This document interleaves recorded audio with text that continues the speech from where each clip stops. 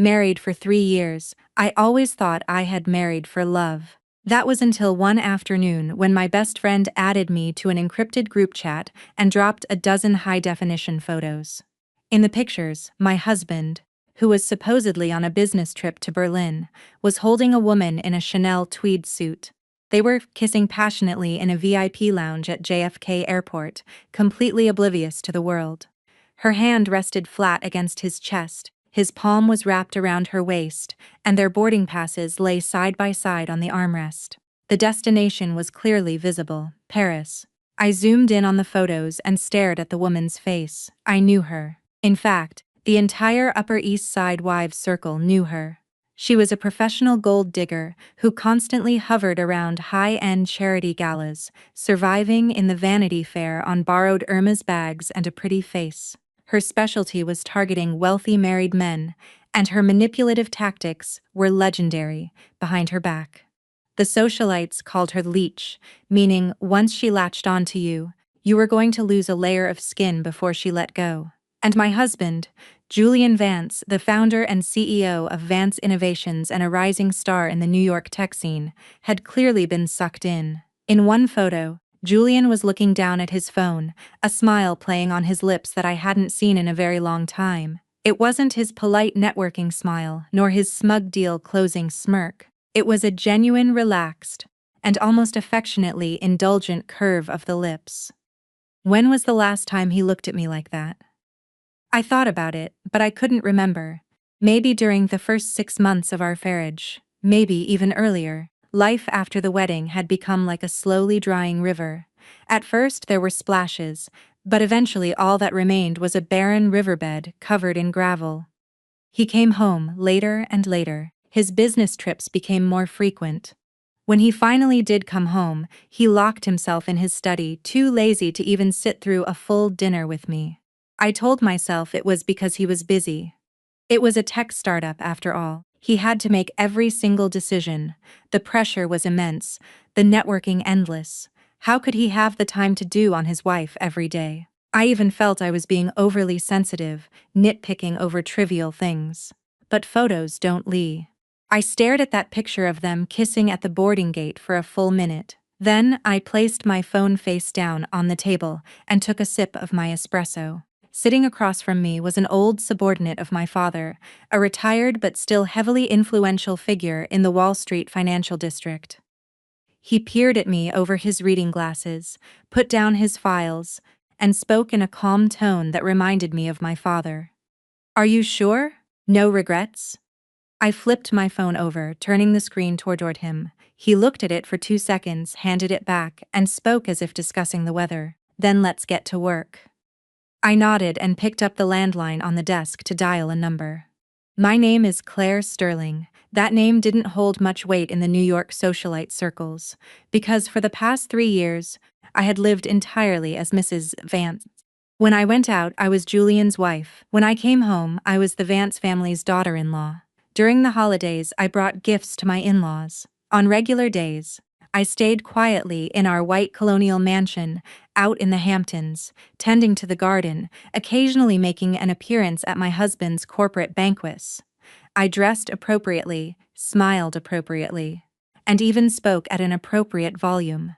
Nobody knew my maiden name was Sterling. Nobody knew how deep the Stir family's roots ran in New York. Nobody knew my father, Richard Sterling, had a nickname in the business world, the King of Manhattan, meaning nearly half of the commercial real estate in this city was directly or indirectly tied to the Sterling name. Nobody knew that at 18, I had earned a master's degree in finance from an Ivy League university. Upon returning home under my father's arrangement, I used an alias to work as an investment manager at a top-tier private equity firm for 2 years. I handled over 30 projects with 0 losses. Nobody knew any of this because 3 years ago when I married Julian Vance, I chose to hide it all. At the time, I believed love didn't need a pedigree. It didn't need background checks, cold numbers, or flashy titles. I loved him for who he was, and he loved me for my essence. That was enough. My father had warned me. He said marriage wasn't a dinner party. He said hiding my capabilities and marrying down would eventually bite me. I didn't listen. I thought my father was too cynical, too utilitarian. I thought he didn't understand true love. Thinking about it now, I really wanted to slap myself. True love. True love was him flying off to Paris with another woman, right when I needed him the most during my pregnancy, ignoring my calls for 3 days straight. On the first day, the phone rang a dozen times before being declined. On the second day, it went straight to voicemail. On the third day, I had the housekeeper call him from her phone. He answered. Hearing my voice, he fell silent for 3 seconds before saying just 3 words. Stop being dramatic. Stop being dramatic. My OB/GYN had just told me I had placenta previa and required absolute bed rest. Otherwise, I could suffer a massive hemorrhage at any moment. I lay alone in the master bedroom on the second floor of the mansion. The baby in my belly occasionally kicked, as if reminding me he was still alive. Outside it was raining. The heating in the room was turned up high, but I felt ice cold from the inside out. I hung up the phone. I didn't cry. From that day on, I decided I would never shed another tear for this man. Julian and that woman stayed in Paris for a full 2 weeks. That was plenty of time for me to do a lot of things. The first thing was liquidating all the assets I had brought into the Vance family. 3 years ago, when I married him, I brought nearly $1 billion in cash under my personal name, along with 3 complete supply chain networks for his core business lines. Julian used that money to expand aggressively, acquire competitors, and rebrand himself. He transformed from a struggling small-time boss into a young visionary on the covers of business magazines. At tech dinners, people gave him a thumbs up, praising him as a self-made genius. The pride of the city, self-made. Hearing that made me want to laugh. Those self-made clean hands of his had been digging around in my pockets the entire time. I took 7 days through 3 layers of offshore corporate structures and hundreds of fragmented financial channels. I completely reversed the flow of that money. Funds moved from domestic accounts to Singapore, then branched out to the Cayman Islands and Luxembourg. Every single step towed the line of absolute legal compliance. On the surface, it looked like standard corporate restructuring. I left absolutely no trace that could be investigated. By the time the CFO of Julian's company realized something was wrong, the corporate accounts were nothing but a thin, hollow shell. The liquid capital that fueled his expansion, the collateral assets used to leverage loans, the supply chain channels that paved his way, they all evaporated overnight. The second thing was reeling in the net. During my 3 years in the Vance house, I wasn't just gardening. Under various pretenses, I had placed 12 people into the core positions of Julian's company. The deputy CFO, the director of operations, the legal counsel, the procurement manager, the head of R&D. These people were all top-tier commercial talents cultivated by the Sterling family years ago. Their resumes were flawlessly impressive, and their abilities were so outstanding that Julian personally hired them. He thought he had struck gold. He thought these people were fiercely loyal to him because of his leadership charisma.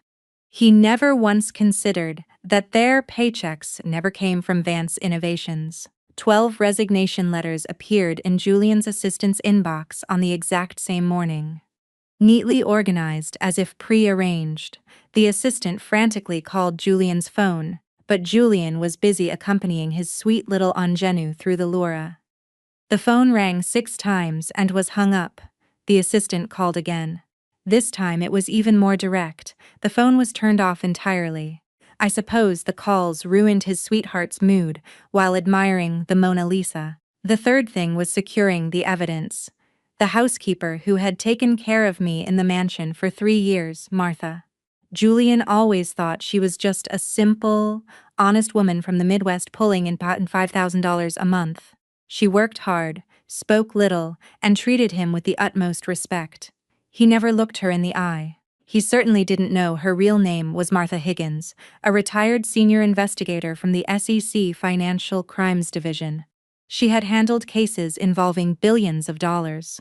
After retiring, the Sterling family hired her at a premium. Nominally, she was a housekeeper. In reality, she was a pair of eyes my father had placed by my side. A month ago, that woman approached Martha, Mrs. Vance. That afternoon, Martha spread a stack of printed papers in front of me, her tone as flat as if she were reporting the price of groceries. The sweet Miss Lily took me out to dinner. She offered me $300 Zone to add a little something extra to your meals. I took the stack of papers and flipped through them one by one. Screenshots of chat logs were clearly printed on the pages. The other party's avatar was a white chamelia. When can you slip it in? The messages read, growing more vicious with every line. I can't wait much longer. Only when she loses this baby will he completely turn to my side. Don't worry about being caught. I'll handle the fallout. Just do as I say. And if we are discovered, Martha had replied, discovered? So what? Do you really think that useless coward would dare do anything to me? I finished looking at every single page, looked up and asked Martha, did you take the money? Martha nodded, the corner of her mouth curving slightly. If I didn't take it, how would I secure the complete chain of evidence? Rest assured, ma'am, she leaves a very messy trail. She didn't delete the wire transfer records, and the chat history was saved locally. I copied everything. Looking at Martha, I couldn't help but laugh. A week later, everything that belonged to me vanished from the mansion. Clothing, jewelry, skincare, cosmetics, photos and frames, books on the shelves, my favorite dinnerware in the kitchen, the diffusers in the bathroom, even the wooden comb I had used for 3 years on the vanity. I left nothing behind. This wasn't a retreat. This was a clean sweep, an eraser of every trace that I had ever existed in this house. The last thing I dealt with was our wedding photo. The $10,000 portrait hung dead center in the living room. In the photo, I was wearing a white veil, leaning against Julian's chest, smiling like I owned the world. He wore a black tuxedo, one hand on my waist, looking down at me with eyes so gentle they could melt. The photographer had said we were the most perfect couple he had ever shot. Julian had laughed, pulled me tighter, and whispered in my ear that he would treat me well for the rest of his life. I took the frame off the wall, looked at it for 3 seconds, pulled out the paper shredder, and fed it in piece by piece. As the blades tore our smiling faces to shreds, I felt absolutely nothing. It had been 3 years. I had shed enough tears for him. Those tears didn't earn his devotion. They only earned his neglect, his annoyance, and a flippant stop being dramatic. Now it was my turn to let him experience what true drama really felt like. I swept all the shredded pieces into a transparent glass jar and placed it squarely in the center of the living room coffee table. Then I pulled a pre-written card from my bag and slipped it under the jar. The card only had 2 lines. Julian, 3 years ago, I came to you with $1 billion. 3 years later, I leave you with $1 billion and the sterling bloodline. Not a single cent remains. Not an ounce of affection is owed. The real reckoning starts today. After writing the last letter, I threw the pen into the trash, turned to Martha and said, "Let's go." Martha opened the front door for me. Before getting into the car, I looked back at that white colonial mansion one last time. When I moved in 3 years ago, I thought this was the home of my dreams. Now I knew it was merely the conclusion of a harsh lesson. "Where to next, ma'am?" Martha looked at me through the rearview mirror to the airport, and then I looked down and touched my slightly swollen belly, feeling the little life kick gently inside to a place he'll never find into this lifetime. We wait until the child is born, until our wings are full, and then we return. As the car drove out of the estate, the oak trees outside the window retreated one by one. I remembered the words my father whispered in my ear on my wedding day. At the time, I thought he was too extreme. Now I understood he was absolutely right. "Claire, you must remember this. The women in the Sterling family don't bleed tears, they bleed ice. If someone dares to stab you, you make them kneel before you and swallow the knife themselves." I kept that knife hidden for 3 years. Today it finally left the sheath. 15 days later, Julian's flight landed at JFK International Airport. He pushed his luggage cart out of the arrivals terminal, accompanied by his sweet Lily. The two had spent a full half-month in Paris, sweeping through every luxury boutique on the Champs-Élysées. The woman's single suitcase had multiplied into 4, all stuffed with Hermes, Chanel, and Louis Vuitton. Every single item was paid for with Julian's credit card. He had even bought her a diamond necklace at the Bulgari boutique in Planome, swiping his card without even looking at the price tag. "Julian, how are you going to explain things to your wife when you get back?" The woman clung to his arm, her voice dripping with artificial sweetness. Julian squeezed her hand, a habitual carelessness hanging on his lips. "Explain what? She just sits at home all day anyway. What's there to explain?" The woman smiled even sweeter. The black Maybach was parked at the exit. The driver opened the door. Julian let the woman get in first, then walked around to the other side to get in and head back to the mansion. Once the car merged onto the highway, Julian casually unlocked his phone and scrolled through his call logs. Claire's number sat quietly on the list. The last call was 14 days ago. Duration, 1 minute and 12 seconds. He vaguely remembered the content of that annoying call. She seemed to have said something about not feeling well. He was in a meeting, brushed her off with 2 sentences and hung up. He didn't overthink it, tossing the phone back into his pocket. By the time the car drove into the estate, sky had already darkened. Julian looked through the window at his white mansion and noticed something very strange. The porch lights were off. The entire house was pitch black, as if nobody lived there. "Wait in the car for a minute." He patted the woman's hand and got out. The moment he pushed open the front door, a hollow chill hit him in the face. The living room curtains were wide open. The light from the street lamp spilled through the floor to ceiling windows, casting a ghostly pale glow over the entire room. All the furniture was exactly where it belonged. But Julian felt something was missing. He took a few steps forward before realizing it was Claire's belongings. All her books on the shelves were gone. Her essay collections, financial journals, and original French novels had completely vanished. All that remained were a few thriller novels he had casually stuffed in there, leaning haphazardly against each other. On the coffee table, the celadon vase she always kept there was gone. In its place was a transparent glass jar, stuffed full of shredded paper, reflecting a chaotic glare under the streetlights. He stepped closer to look. His pupils contracted violently. It was their wedding photo, shredded into thousands of pieces by a paper shredder, stuffed into the jar like trash. It was placed squarely in the most conspicuous spot in the living room, as if waiting for someone to admire it. Julian's heart skipped a beat. He saw the card pressed beneath the jar. He pulled it out and flipped it open. The 2 lines of text stabbed into his eyes like twin daggers. "Julian, 3 years ago, I came to you with $1 billion. 3 years later, I leave you with $1 billion and the Sterling bloodline. Sterling bloodline. Sterling." When he read that word out loud, his voice trembled. Not out of fear, but because he finally realized Claire wasn't an ordinary woman. She was Richard Sterling's daughter. She was the sole heir to the King of Manhattan.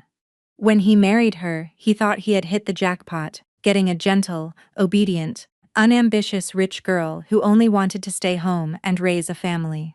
She was practically a walking ATM sent from heaven.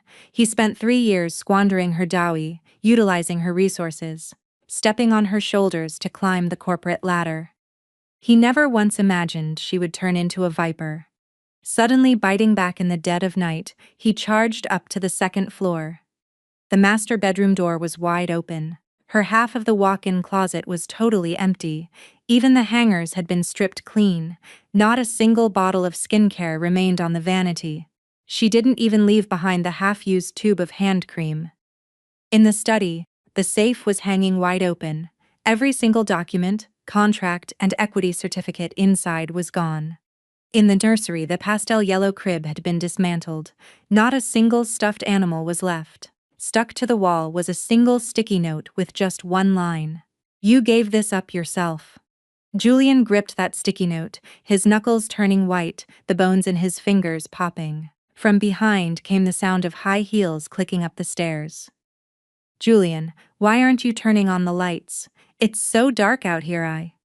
The woman's voice abruptly cut off when she saw the state of the master bedroom. Julian spun around abruptly, brushed past her shoulder, and charged down the stairs. The rims of his eyes flashed with a redness she had never seen before. Not tears, but bloodshot veins surging up after something inside him had suddenly snapped. He rushed out the front door and roared into the empty front yard. "Martha!" No answer. He roared again, his voice cracking this time. "Martha!" The kitchen door was pushed open from the inside.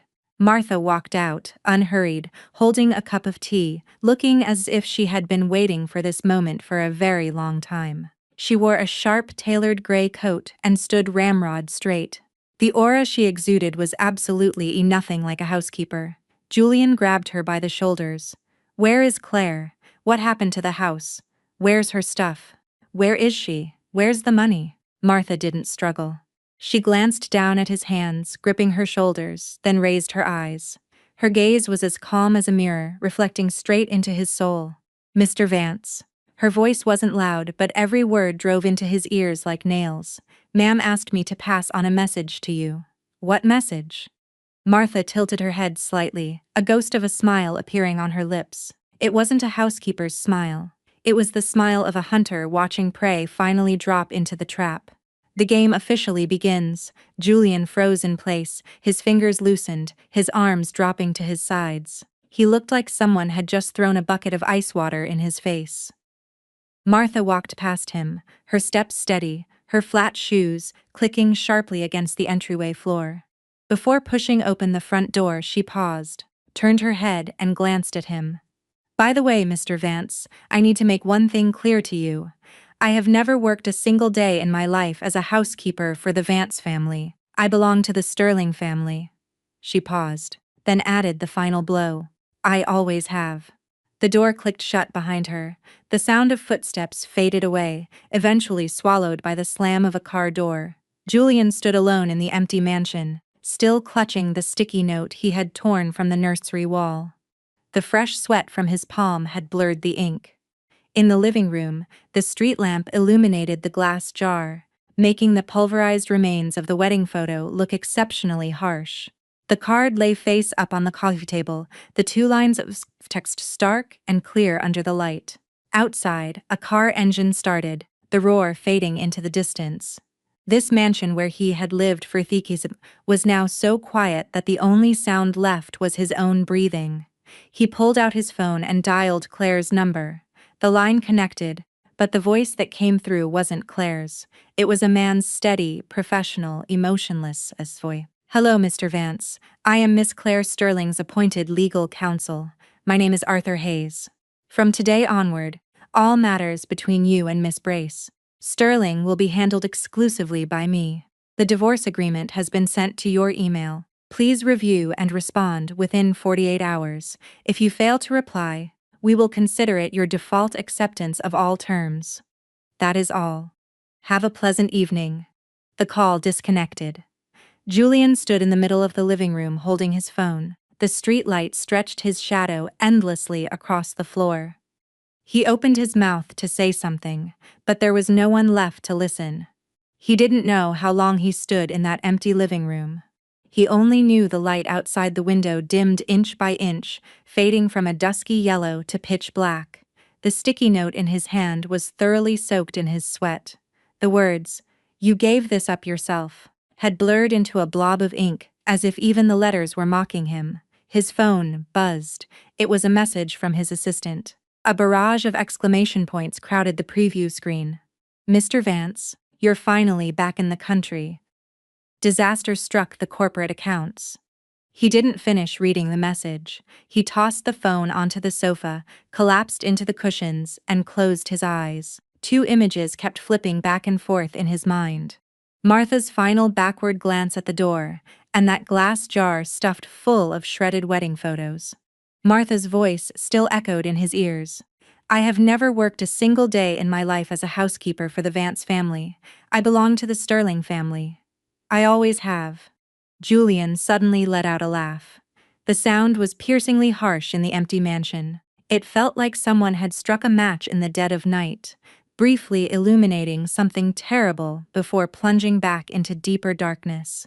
3 years. That woman had been operating undercover, right under his nose, for 3 straight years, brewing his espresso every morning, taking his suits to the dry cleaners every Wednesday.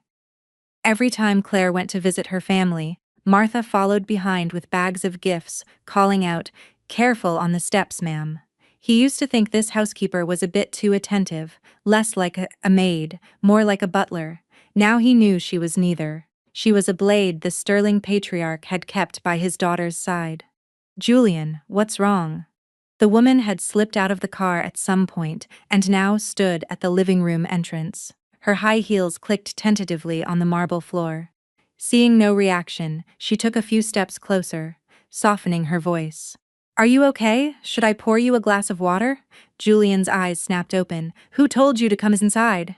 The woman recoiled, startled by his roar, nearly dropping her Hermes bag. Her eyes immediately turned red. That instant pitiful look worked like a charm in Paris. "I was worried because you didn't come out. Why are you yelling at me? I'm not the one who pissed your wife off. She left on her own." "Get out," he practically roared. He pointed toward the study on the first floor. "Go wait in there, don't come out unless I tell you to." Lily bit her lip, tears pattering down her face. But Julian didn't want to look at her anymore. In Paris, if she shed a single tear, his heart would ache and he would wipe it away. Now watching her cry, the only thought in his head was, Claire never cried like this. When that woman cried, she locked herself in her room, never even letting him hear the sound. Lily didn't dare say another word. Clutching her bag, she scurried into the study. Before the door closed, he could hear her muttering under her breath, "She's so dramatic, if she wants to leave, just leave. Why make such a scene?" Julian didn't respond. He picked up his phone again, forcing himself to read the dozen messages his assistant had sent. "Mr. Vance, the finance department just filed an emergency report. All associated capital accounts under your wife's name were drained over the past 2 weeks. 3 offshore trusts were liquidated. Everything went through perfectly legal compliance channels. We can't trace it. 12 middle management executives didn't show up for work today. Human resources can't reach them by phone. Later, we received synchronized emails, immediate resignations. Mr. Vance, the board of directors has exploded. The chairman demands you return immediately. Mr. Vance, your activities in Paris were leaked to the press. Sterling Capital bought the front page of the financial news. The headline is CEO of Vance Innovations tours Paris with Mistress. Heiress wife leaves with nothing. The comment sections are slaughtering us. The company's stock dropped 11% today. Almost $1 billion in market cap evaporated. The last message was sent 2 minutes ago. Mr. Vance, Chairman Sterling just posted a single sentence via the official Sterling Capital X account. Congratulations to Mr. Vance on his new romance. The Sterling family will no longer intrude. Julian threw the phone back onto the sofa. He wasn't angry at his assistant, he was angry at himself. Why had he never turned his phone on once while in Paris? Why was he so oblivious to such a catastrophic collapse in his own company? The more terrifying realization was that Claire's entire withdrawal operation was executed exactly during the 2 weeks he was in Paris. Not a day more, not a day less. What did that mean? It meant she had been waiting for an opportunity. Waiting for him to leave. Waiting for him to drop his guard. Waiting for him to personally flip the switch on his own destruction. And him? He handed her that switch without a second of hesitation. She said she wanted to go to Paris, so he booked the tickets. She said, "Don't let your wife find out." So, he turned off his phone the whole trip. She said she wanted to kiss under the Eiffel Tower, so he kissed another woman in the most romantic place on earth. Now, recalling every single image felt like taking a magnifying glass to his own eyeballs. Mr. Vance. At some point, another figure had appeared in the doorway. It wasn't Martha. It was a man in a black suit in his 40s, wearing wire-rimmed glasses, holding a manila folder. He stood impeccably straight, looking like he just stepped out of a legal drama. It was Mr. Hayes, the lawyer. "Who are you? How did you get in?" "Arthur Hayes, Miss Claire Sterling's private legal counsel. The door was unlocked, so I let myself in." Miss Hayes placed the folder on the entryway console and pushed it toward Julian, his tone as casual as a courier delivering a package. "This is the formal divorce agreement. Miss Sterling instructed me to deliver. 3 copies. Please review." Julian didn't take it. He stared at the yellow folder like it was a snake. Where is she? Miss Sterling has not authorized me to answer that question. I am her husband. Soon-to-be ex-husband, Mr. Hayes corrected, his tone strictly business. Mr. Vance, I will briefly outline the core terms of the agreement for you. First, Miss Sterling forfeits her entire portion of marital assets tied to Vance Innovations, estimated at around $3 billion. Consider it compensation for your 3 years of marriage. When he said the word compensation, the corner of his mouth twitched, as if even he found the word absurd, but his professional etiquette demanded he say it. Second, regarding the child conceived during the marriage, Mr. Hayes paused. Miss Sterling is still pregnant. The agreement explicitly states that upon birth, the child will be raised solely by Miss Sterling and will take the surname Sterling. Mr. Vance waives all visitation rights. Julian's eyelid twitched violently. Third, Mr. Vance must complete the formal legal dissolution of the marriage within 2 months of signing this agreement. Failure to comply results in a court mandate, that is all. He pulled a fountain pen from his suit pocket and placed it next to the folder on the coffee table. Mr. Vance, I highly recommend you sign this as quickly as possible. The longer you drag this out, the worse it will be for you. I'm not signing it. Julian's voice was so low, it sounded like it was being ground out of his throat. Mr. Hayes adjusted his glasses. Your refusal to sign will not change the outcome. Miss Sterling has authorized me to file a direct divorce lawsuit on the grounds of severe marital misconduct. Under current law, you will be designated as the at-fault party. At-fault party? Yes, Mr. Hayes said. Touring Paris with another woman while your wife is pregnant is legally classified as severe marital misconduct. If you don't want the complete chain of evidence paraded out in a public courtroom, I suggest you respect Miss Sterling's final act of goodwill. Goodwill? Yes, goodwill. Mr. Hayes folded his hands in front of him. If you don't sign within the allotted time, I will present to the court the complete evidence of Miss Lybrooks bribing Miss Sterling's personal housekeeper with the intent to administer drugs to terminate Miss Sterling's pregnancy. Julian felt like he had been struck in the temple with a blunt instrument. What did you say? You didn't know? Mr. Hayes's tone finally shifted slightly. It was highly restrained but carried unmistakable contempt.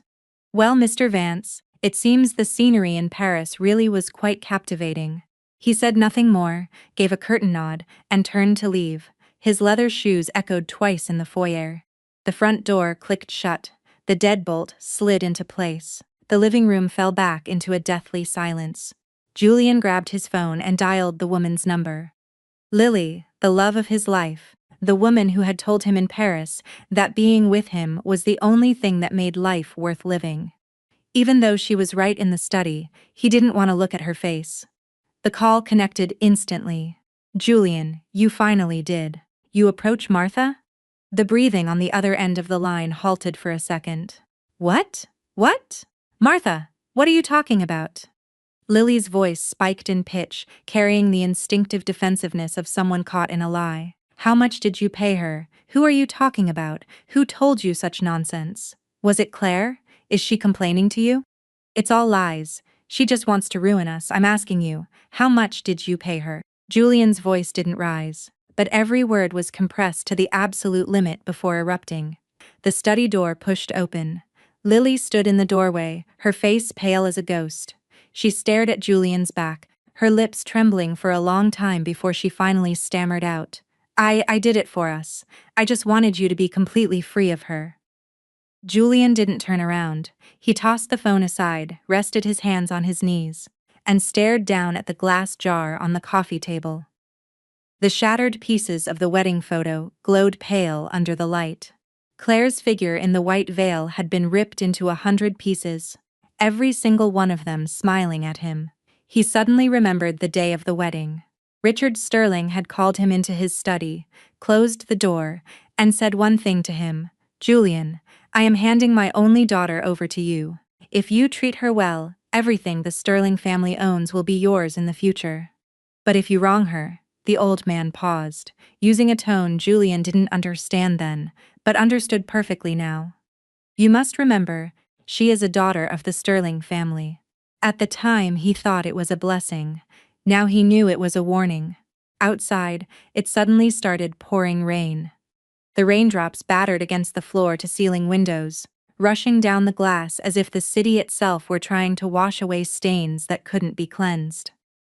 Lily's crying echoed from the study doorway, pathetic, intermittent sobs. Listening to it, Julian only felt something burning in his chest. He didn't know what to call that burning feeling, but he knew it was the manifestation of Claire's second message to him. The game officially begins. Lily's greatest skill in life was crying. She cried from the study door to the living room sofa, from the sofa to Julian's feet, ultimately sitting on the rug and hugging his calves. That delicate face, which had taken over 1,000 selfies in Paris, was completely scrunched up in tears. She was genuinely terrified. Not because Julian was yelling at her. A man yelling meant nothing. After he yelled, he always softened. That was how it always worked. What she feared was the phrase the lawyer had used, the complete chain of evidence. When she approached Martha, Martha hadn't said much. She just asked 3 words: cash or wire. Lily chose wire because she thought it was convenient. A few taps on her phone, and it was done. Who would actually check? Now she wished she could chop off the hands that held that phone. Julian, please listen to my explanation. Her voice squeezed through her sobs, sticky and cloying like soggy cotton candy. I really didn't mean to hurt her. I just love you too much. I was afraid she would use the baby to trap you forever. I was afraid you'd never be free of her. Julian looked down at her. He had never looked at her with this kind of expression before. It wasn't anger. It wasn't annoyance. It was a bone-chilling scrutiny, like picking up a carton of milk from a grocery store shelf, checking the expiration date, and realizing it had been expired for a full year. How much did you pay her? $300,000. $300,000. Julian repeated the number, tasting rust on his tongue. You tried to murder my child for $300,000. No. Lily's head snapped up, shaking tears onto his pant leg. I didn't want to kill anyone. I just told her to add a little something to Claire's food to make her feel unwell. How could I actually kill someone? The person you hired? Julian bent down and pinched her chin, his voice scraping out from the depths of the earth. Her name isn't Martha. She isn't a housekeeper. Her name is Martha Higgins. He looked at Lily's bewildered face and suddenly let out a laugh uglier than crying. Do you have any idea who Martha Higgins is? Lily shook her head. Never mind. Julian stood up, pulling his leg out of her grasp. You don't need to know. You only need to know one thing. Your $300,000 is now the star witness exhibit in court. With that, he walked upstairs. His heavy footsteps echoed on the staircase, shaking the entire house. Lily sat paralyzed on the living room rug. Tears still flowed, but her eyes had shifted from fear to fury. In her mind, she blamed everything on Claire. That set a trap. She obviously wanted a divorce for a long time, and deliberately had Martha play along to bait me. Then she gathered all the evidence and ran off playing the victim. What a brilliant act of framing and escaping. Lily wiped her tears and dragged herself off the floor. The more she thought about it, the more convinced she was of her own logic. Claire was a deeply manipulative woman. On the surface, gentle and unbothered, but behind the scenes, more ruthless than anyone. But that was fine. With that annoying woman out of the picture, Julian was hers. He was only mad now because the company was in trouble. Once things settled down in a few days, he would come back to her. After all, he had told her in Paris that being with her was the only thing that made life interesting. As for Claire's unborn child, Lily bit her lip. Better if it was never born at all. Unfortunately for her, her wishful thinking didn't last long. 3 days later at dawn, Lily was jolted awake by her phone ringing. It was her partner from her boutique lifestyle studio, sounding like a cat with its tail stepped on. Lily, it's bad. The studio was bought out. Lily rubbed her eyes half asleep. What buyout? Who bought it? Why are you acting crazy this early in the morning, Sterling? A subsidiary of Sterling Capital called Obsidian Capital. They sent an official email at 7 this morning. They've completed a 100% equity acquisition of Lily Media. Starting today, we're all out. Lily's drowsiness vanished instantly. She jumped out of bed barefoot, rushed to her laptop, and opened her email. Sure enough, a politely worded but brutally firm acquisition notice sat at the top of her inbox. Dear Miss Brooks, Obsidian Capital has completed the full equity acquisition of Lily's lifestyle studio as of today. Per the acquisition agreement, the original management and founding team must complete the handover and vacate within 3 business days. All your personal access within the company was revoked at 8:00 a.m. today. Furthermore, regarding certain contract and accounting irregularities during your tenure, we reserve the right to pursue further legal investigation. The signature was a name she had never heard of, but the word Sterling stabbed directly into her retinas. Lily's hand gripping the mouse began to tremble. Lily's lifestyle studio. That was her most valuable asset. Over the past 2 years, Julian had poured nearly $10 million into it to build her brand, secure high-end commercial deals, and incubate her personal IP. Her entire facade as an independent female entrepreneur was built on that studio, and now, with one email, they had swept her out the door. This is insane. She grabbed her phone to call the police, but her partner's next words nailed her to the floor. Lily, the last line of the email, about pursuing further legal investigation regarding contracts and accounting. Lily, our books can't survive an audit. Lily's phone slipped from her palm and clattered onto the floorboards. She knew exactly what was wrong with those books. Fabricated event expenses, forged company seals, pocketing client deposits without fulfilling contracts. Pulling any single one of those out into the light would be enough to destroy her. Claire didn't just want to take her company. Claire wanted to ruin her entirely, and the day wasn't even over. At 2 p.m., while Lily sat on the couch in a daze, her phone rang again. This time, it was her mother, panic lacing her voice.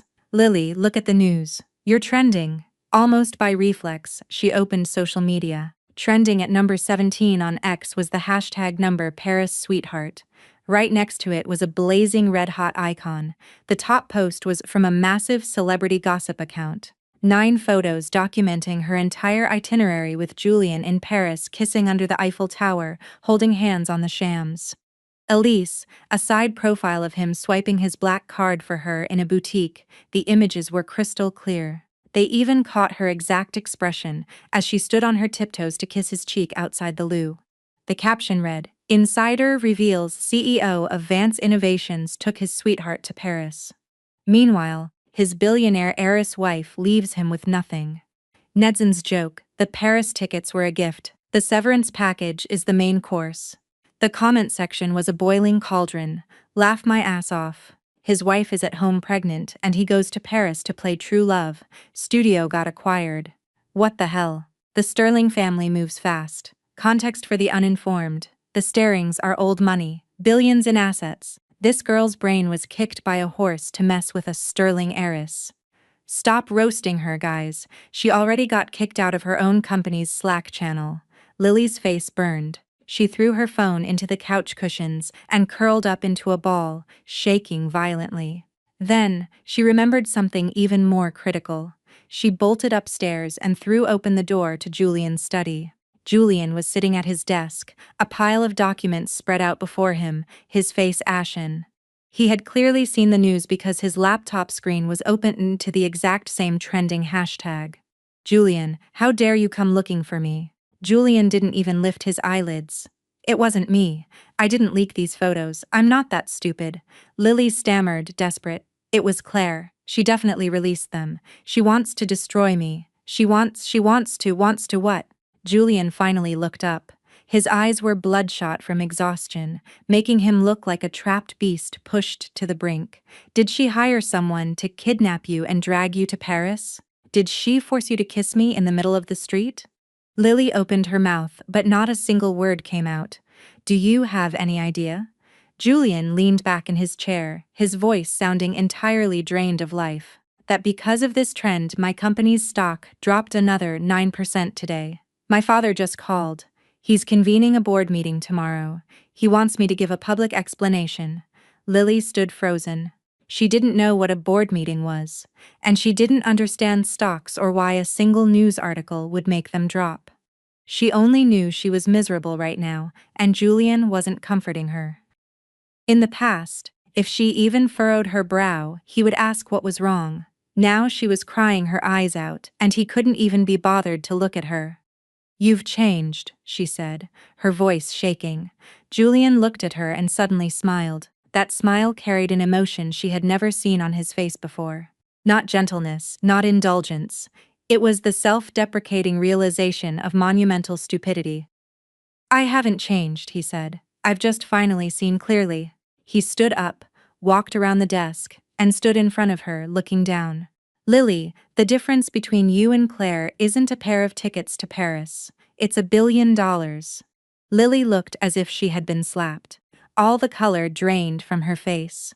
Julian didn't look at her again. He walked past her, his footsteps echoing down the hallway until they faded away, leaving Lily standing alone in the study.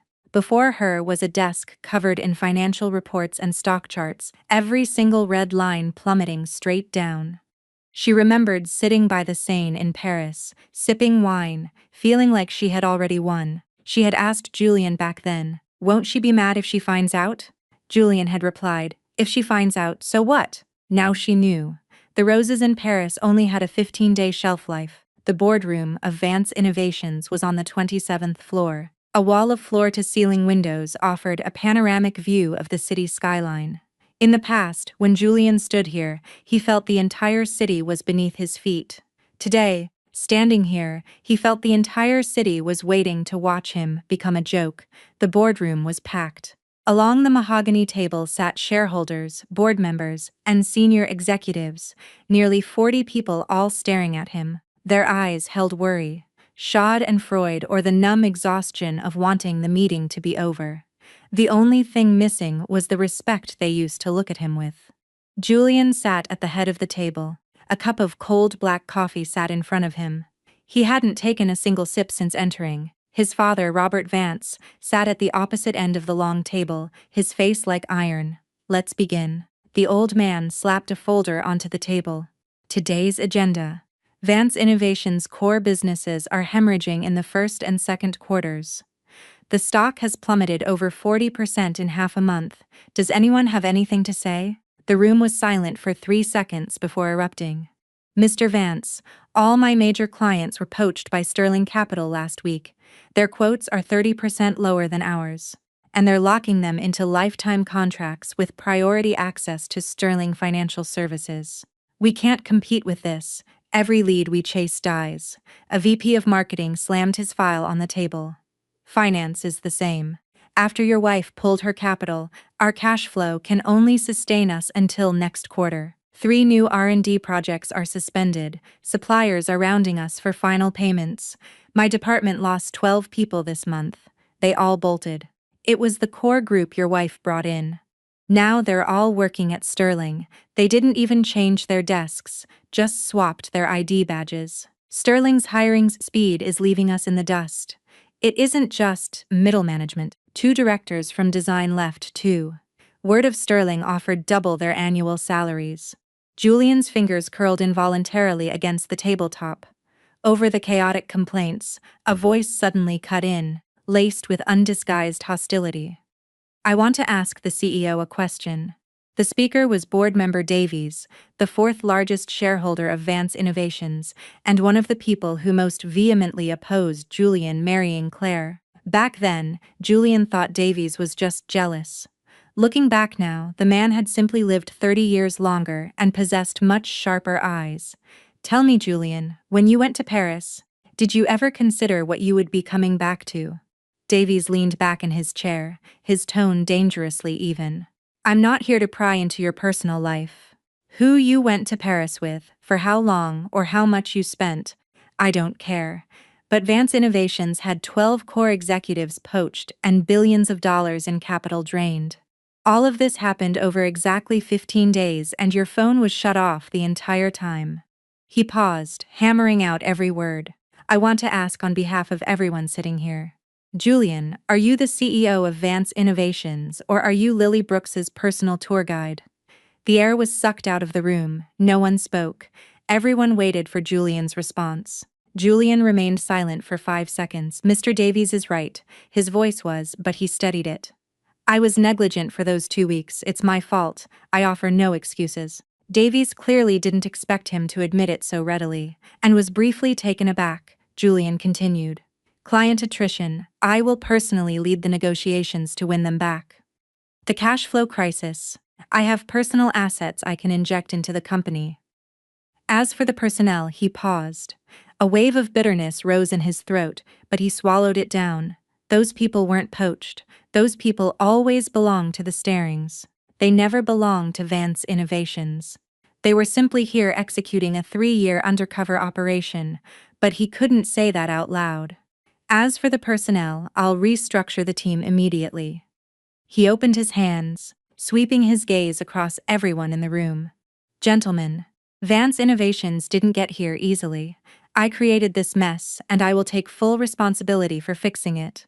After a low murmur of discussion, the expressions of most people in the room softened slightly. Davies scoffed, but didn't press further. After all, he was the only outsider. Everyone else was either named Vance or had deep ties to the Vance family. Robert Vance hadn't spoken a word, nor had he looked at his son once. He stared down at the folder in front of him. The gold-embossed words Vance Innovations Board of Directors blurred in his cloudy eyes. He was thinking of something else. He was thinking of his daughter-in-law, Claire. For the 3 years she was married into the Vance family, she visited him at the old estate every month. When his legs ached, she pushed his wheelchair through the garden. When his blood pressure spiked, she learned a complete low-sodium recipe book and came over every weekend to cook for him personally. Once when he slipped with his cane, she ran faster than the nurses, skinning her knees on the floor tiles. They were bruised for half a month, but she never complained once. And his son, while his daughter-in-law was pregnant, had taken another woman to Paris. So, when the meeting progressed to the third agenda item, the emergency motion on whether Julian Vance should continue to serve as the executive CEO. The massive LCD screen in the corner of the room, which had been silent, suddenly lit up. The video call chime rang twice. A figure appeared on the screen, a woman. She wore a sharply tailored cream blazer, her hair pulled up to reveal the elegant lines of her neck. Her face held little emotion, her brow carrying a faint, unbothered serenity. But everyone in the boardroom gasped. It was Claire. Yet she looked completely unlike the quiet, gently smiling Mrs. Vance who used to stand behind Julian 3 years ago. She looked like a completely different person, or rather, she had finally reverted to who she was always meant to be. Good morning, Board of Directors. Claire's voice came through the speakers, crisp, steady, devoid of excess emotion. I am Claire Sterling.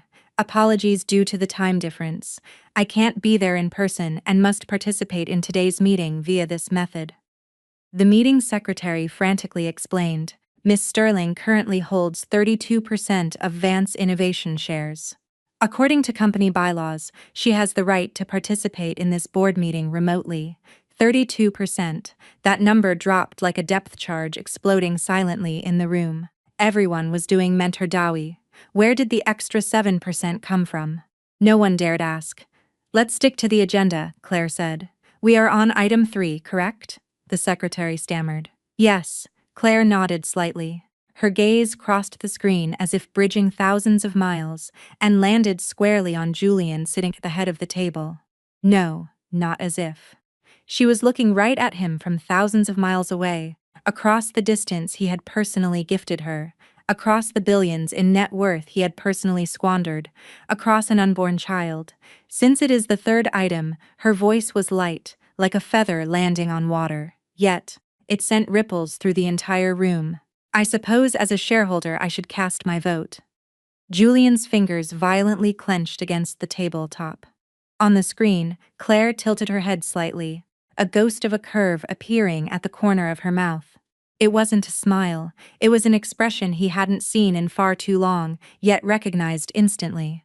It was the calm that settled over her face right before she made an irrevocable decision. I vote. She articulated every syllable perfectly for his dismissal.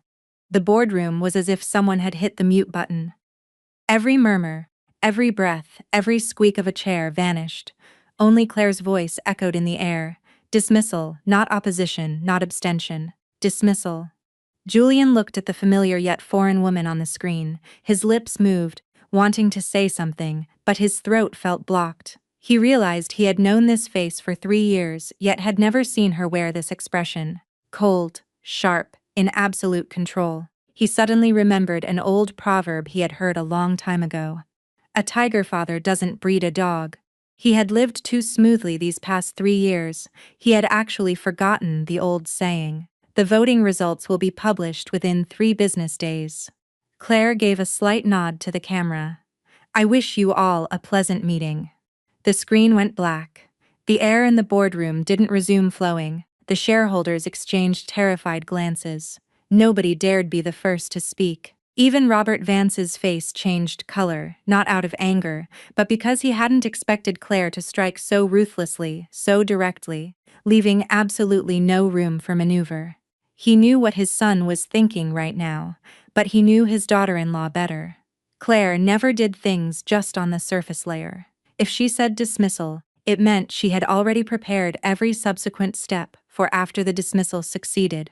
As if to validate the old man's premonition, the secretary's phone buzzed. He glanced down and his face drained of all color, turning a sickly gray. Mr. Vance! His voice trembled. Sterling Capital's official PR account just released a statement a minute ago. Read it, Robert Vance ordered in a deep voice. The secretary lowered his head and read out word by word, his voice shaking. Sterling Capital announcement. Operating on the principles of friendly negotiation and long-term development, Sterling Capital has entered into a deep strategic partnership with key shareholders of Vance Innovations. Currently, Sterling-affiliated capital controls 36.8% of Vance Innovations' equity. We urge the Vance Innovations Board of Directors to prioritize the interests of all shareholders and make prudent decisions in the current severe climate. 36.8%. The boardroom completely exploded.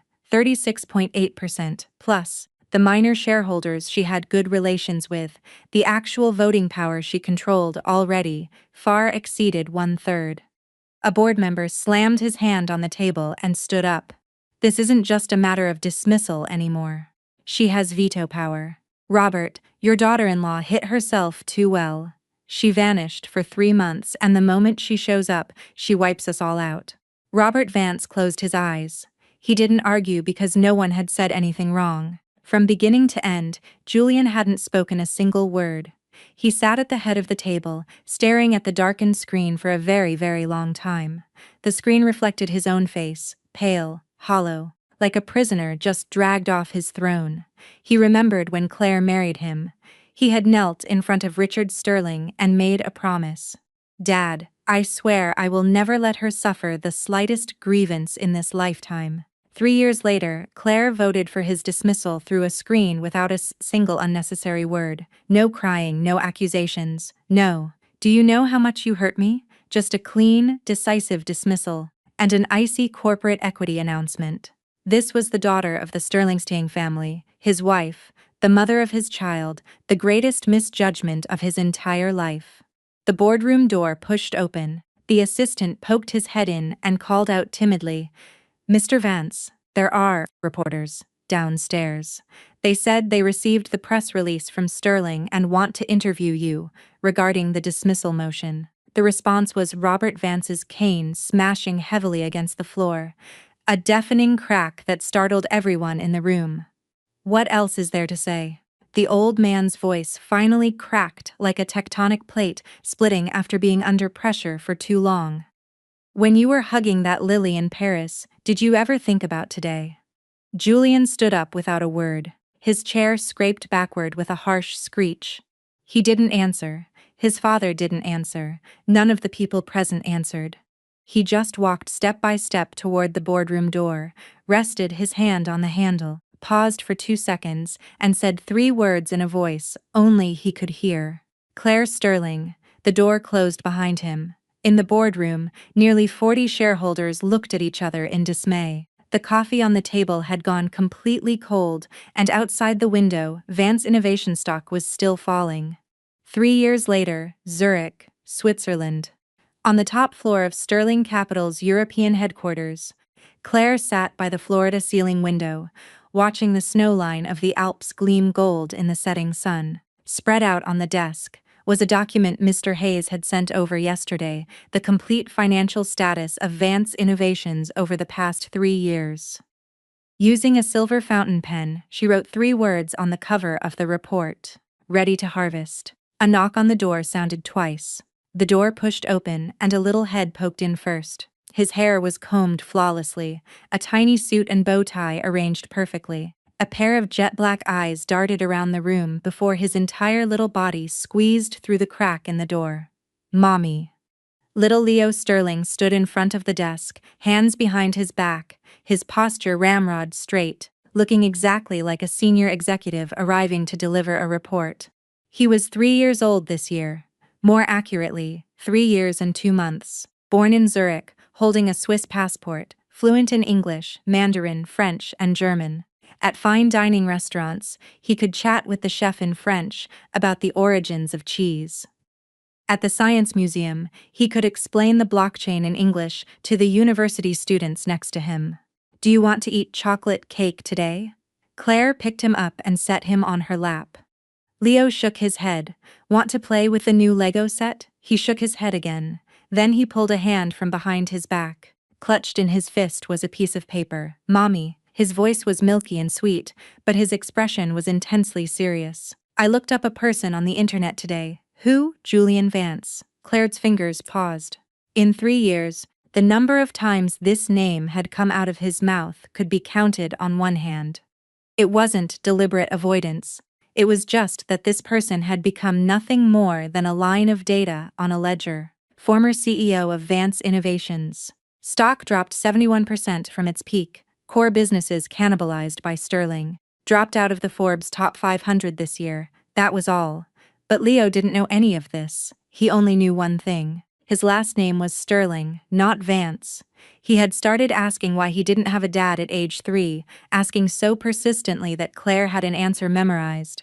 Mommy. He smoothed out the printed paper. On it was a blurry photo of a man clearly screenshotted from a web page. This person looks a lot like me. Claire glanced down. It did look like him. The brow, the bridge of the nose, the curve of the lips, it was practically carved from the same mold. Genetics were a mystical thing. She carried him for 10 months, and the child ended up looking exactly like the man who didn't even know his birth date. Fortunately, his brain didn't take after him, and so, she asked, and so I want to know. Leo tilted his head, thinking for 2 seconds before asking a question that caught Claire entirely off guard. Mommy, is he the idiot? Claire couldn't hold back a laugh. Why do you ask that? Because Grandma Martha said he didn't want us. I think a man who doesn't even want someone as amazing as Mommy must be a total idiot. Claire glanced at the door. Martha was standing there holding a plate of fruit, unable to suppress the corners of her mouth from rising. Claire pulled her gaze back and pinched Leo's little cheek. You want to see him? Leo thought about it, then nodded very seriously. Not to claim him, just to take a look. To see what an idiot looks like in person. A month later, a private jet flying in from Zurich landed at JFK International Airport. Sterling Capital's corporate convoy was already waiting outside the private terminal. 3 black Maybach lined up, the security team standing at attention. When Claire led Leo down the stairs, Mr. Hayes was already waiting by the car. Miss Sterling, he handed over a tablet. The arrangements for tonight's gala are complete. The confirmed attendee list from Vance Innovations includes Julian Vance. Does he know I'm back? He does not. Mr. Hayes adjusted his glasses. He only knows that Sterling Capital is sending a high executive tonight. He doesn't know exactly who. After all, you haven't made a public appearance in the States in 3 years. Claire nodded, leaning down to lift Leo into the car. Nervous? She asked. Leo was adjusting his little bow tie. Hearing this, he looked up at her, his expression suggesting the question was incredibly childish. Mommy, he said, am I supposed to be? Claire smiled. This child really didn't take after his father. At 8 p.m., a red carpet was rolled out in front of New York's most exclusive private club. Financial reporters lined both sides. flashbulbs popping incessantly as people walked up the steps. Tonight's gala was hosted by Sterling Capital. Nominally, it was to celebrate the successful expansion of Sterling's European operations. In reality, it was Claire throwing herself a homecoming show. It had been 3 years. This city had almost forgotten what she looked like. It was time for a reminder when the double gold-plated doors were slowly pushed open by the staff. All the lights in the banquet hall dimmed for 2 seconds. Then a spotlight snapped on, tracking straight onto Claire. She wore a midnight blue velvet evening gown, the train sweeping the floor. Around her neck hung an emerald necklace her father had given her, matched with teardrop earrings from the same collection. Her long hair was pinned up, showcasing the elegant lines of her neck. Her makeup was understated. A woman her age didn't need heavy makeup to prove anything. Time itself was the best testament. The entire room fell completely silent for 3 full seconds. Then the sound of camera shutters crashed down like a torrential downpour. Claire held Leo's hand, walking down the steps one by one. Leo wore a custom-tailored mini tuxedo, his bow tie matching the color of her gown. His little dress shoes were polished to a mirror shine. He walked like a little prince. His hand held Claire's fingers, not too tight, not too loose. His gaze swept calmly over the faces of the guests in the room.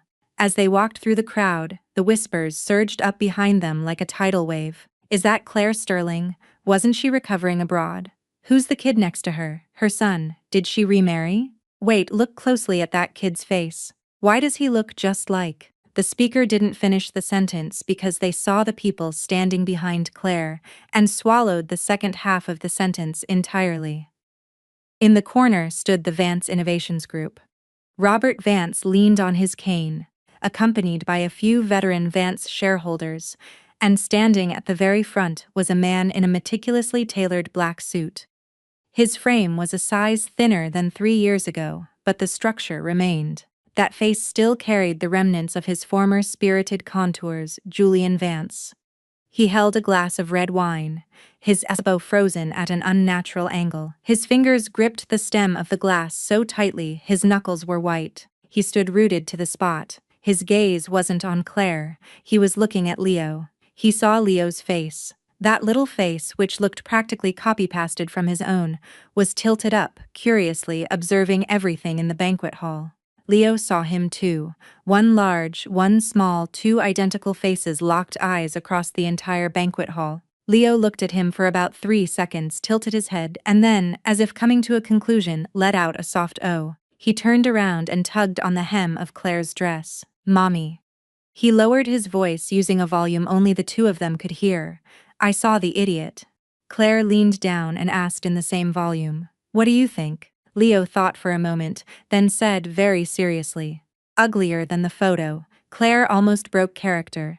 And then Leo did something she absolutely didn't expect. He let go of her hand and, taking small, deliberate steps, walked straight toward Julian. His little dress shoes clicked on the marble floor. Tap, tap, tap. Every step steady, the entire crowd of guests parted like Moses splitting the Red Sea, automatically carving a path. Everyone was watching to see what this child was going to do. The wine glass in Julian's hand trembled. Leo stopped directly in front of him and looked up. A 3-year-old child looking up at a 6-feet-tall adult man is at a massive disadvantage posture-wise, but Leo's aura didn't yield an inch. "Mister," he spoke. His voice was childish, but his articulation was terrifyingly clear. "Hello?" Julian opened his mouth, but couldn't force out a single word. "Mister, you don't need to be nervous," Leo thoughtfully added, then clasped his hands in front of him, tilted his head, and looked at him. "I just want to ask one question." "Ask." Julian crouched down, trying hard to make his voice sound normal. "I heard you used to know my mommy," Leo said, pointing in Claire's direction. "Is that true?" Julian followed his finger and saw the woman in the midnight blue gown amidst the crowd. 3 years unseen, she had been sculpted by time into someone even more beautiful. So beautiful it made his own breathing feel like a debt he could never repay. "Yes," his voice went hoarse. "I know your mommy. Then are you?" Leo paused, blinked his eyes. and using an innocent but lethally destructive tone, asked the idiot, who tried to pursue my mommy back then and failed. The entire banquet hall was as if someone hit mute. Everyone holding a wine glass pricked up their ears to listen. Julian froze there. His lips moved for a long time, but he couldn't say a word. "It's okay, mister." Leo patted his knee like comforting a classmate who failed a test. "My mommy is very hard to pursue. Failing isn't embarrassing." Having said his piece, he turned and walked away, leaving an entire hall of dumbfounded guests in his wake. Claire stood in the crowd watching Leo jog back to her side. He looked up, flashed a little smile and winked. "Mommy," I finished asking, "did you get your answer?" Leo nodded earnestly. "Verified. He's even dumber than I thought." As soon as he finished, he seemed to remember something else. He gently tugged Claire's dress, signaling her to bend down. Claire put her ear near his little mouth. Leo's sweet, milky voice articulated a sentence that silenced the room once again. "The mister's eyesight isn't very good either." Claire took a deep breath, leaned down, picked him up, and kissed his forehead. "Baby is right." From beginning to end, she didn't look at Julian once. The clamor of the gala resumed and lasted for about half an hour. Leo said to Claire, "Mommy, the champagne here smells too strong. I want to go eat some cake." Claire set him down and told him to find Martha, but didn't follow him, knowing full well this child wasn't actually going for cake. He had never had much of a sweet tooth. Sure enough, Leo walked straight toward a round table in the corner, where 5 or 6 middle-aged men were seated. Several Vance Innovations directors and Sterling Capital executives were gathered there, arguing red in the face over the terms of an acquisition proposal.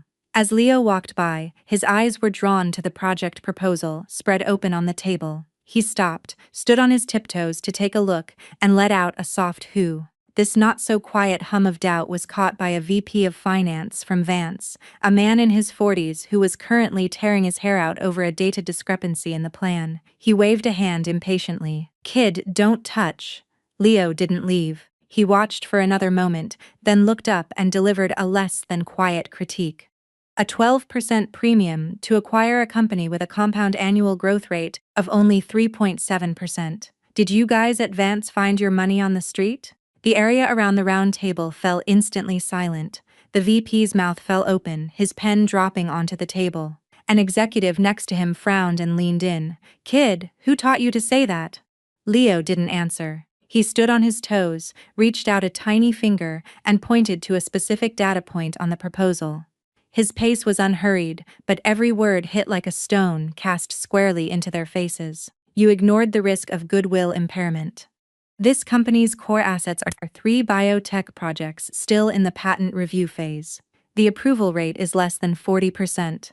If you acquire them at a 12% premium, the moment those patents are rejected, the paper loss on this investment will exceed $1.5 billion. Dead silence. The VP of Finance's face turned the color of bruised liver. Leo pulled his hand back, stuffed it into his pocket, and tilted his head slightly. "Of course, this is just my personal opinion. You don't have to listen. After all, it's not my money you're losing." Julian had squeezed through the crowd at some point. He stood there holding his glass, his knuckles white, just in time to hear Leo's final sentence. "It's not my money you're losing," a 3-year-old child critiquing a multi-billion-dollar corporate acquisition for a publicly traded company. The terminology was flawless, the logic crystal clear, the data citation perfectly accurate. The tone was calm but lethal. The VP's face went from purple to red. "What is a kid like you know?" Leo didn't get angry. He just tilted his head, giving the VP a look that seemed to say, "Do you want the polite truth or the brutal truth?" Then he spoke. His speed was unhurried, every word landing with impact. "Would you like me to explain it to you in another language? English, French, German, take your pick." In the corner, an older European man holding a coffee suddenly burst out laughing. He was the most senior international investment banker present tonight. Having watched the whole scene from the sidelines, he stepped forward, bent down, and asked Leo in fluent French, "Little boy, do you read French newspapers?" Leo turned to look at him and replied flawlessly in French. "I'm probably more familiar with the financial section of Le Figaro than you are, monsieur." By the way, that analysis you published last week on the Eurozone inflation rate had a flaw in its data citation. The old banker nearly spilled his coffee.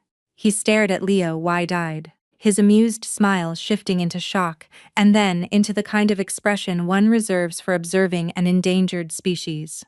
Mon Dieu, he muttered in French, slowly straightening up. Where did this kid come from? Leo shrugged and replied casually in French. Zurich. Then he turned to walk away. As he passed Julian, he seemed to remember something, paused, looked up, and said in perfect English, Mister, your team needs replacing. That M&A proposal you were just discussing is worse than a kindergarten group project. Of course, it's mostly their fault, but it also shows that as a boss, your eye for talent is pretty terrible. The air in the room froze solid in that second. Leo finished his thought and walked away, his little figure weaving unhurriedly through the crowd toward the dessert table, acting as if he had merely dropped a bomb in passing and had no interest in watching the explosion. And the bomb had definitely detonated. Behind him, the faces of those men shifted from red to white to green. They gripped their wine glasses so hard they nearly shattered them. Meanwhile, Lily Brooks, who had accompanied Julian, was gripping her own champagne flute, the veins on the back of her hand popping. She glared at that little face so identical to Julian's yet treating him with total disregard, and felt a rush of heat shoot straight to her head. She slammed her glass onto a passing waiter's tray, her heels clicking sharply as she took a few quick steps and blocked Leo's path.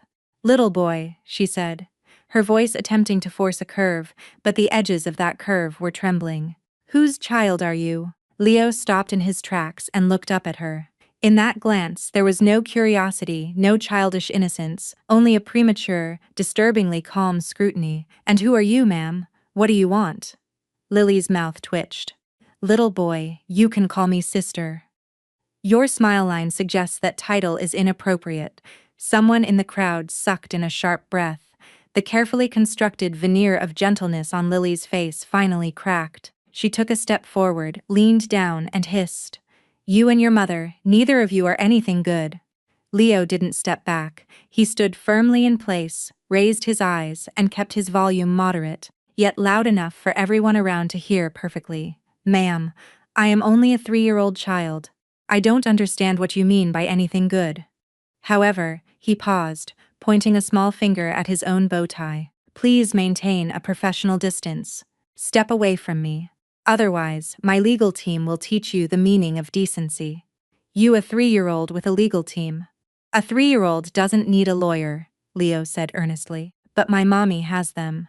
My mommy's legal team just won a $10 billion transnational antitrust M&A case last year. If you're interested, you can look up their win rate before deciding whether you want to continue raising your voice at me. Lily's lips trembled for a long time before she finally lost control and shrieked. Who do you think you are? You think because your mother has a little money, she's invincible. Back in the day, your mother was nothing but a... Her pretty face flushed bright red, her voice piercing, but her sentence was cut off by a cold, crisp voice. Nothing but a what? Every eye in the room snapped toward the source of the sound. Claire walked down the spiral staircase, her heels tapping a measured, unhurried rhythm against the marble. She had changed into a tailored black velvet suit paired with matching stilettos. Her face held no expression, but her aura alone had already pressed the entire banquet hall into dead silence. Leo ran to her side. She rested a hand on his shoulder, glanced down at him, then raised her eyes and locked them onto Lily's face. Lily took a step back. 3 years ago, this woman was Sister Claire to her. Claire hadn't bothered to destroy her then because she still considered Julian her husband. Now that she didn't even acknowledge Julian, what the hell was Lily Brooks to her? Lily? Claire walked up to her, her voice light, but every word measured out like a ruler. You were about to say, back in the day, I was nothing but a what? Can't say it. Then let me help you. She kept one hand on Leo's shoulder, the corner of her mouth curving slightly. You probably wanted to say, back in the day, I was nothing but a neglected housewife tossed aside by her husband, right? Lily didn't speak, but the resentful glint in her eyes answered for her. Then do you remember? Claire took a step forward, forcing Lily's back against the edge of a dining table. How much dowry I brought when I married Julian Vance. Lily swallowed hard. 11 billion in cash. 3 core supply chain networks, plus 3 board seats for the Sterling family. Claire answered for her, then tilted her head. What did you bring him? A couple's trip to Paris or 17 Hermes bags? Lily's lips trembled. The eyes of every single person in the banquet hall were glued to her and Claire. The financial reporters held up their phones, the sound of camera shutters completely vanishing. They weren't taking photos, they were recording video. There is something you might never have understood. Claire's voice was peaceful, like reasoning with a clueless child. Julian didn't abandon me.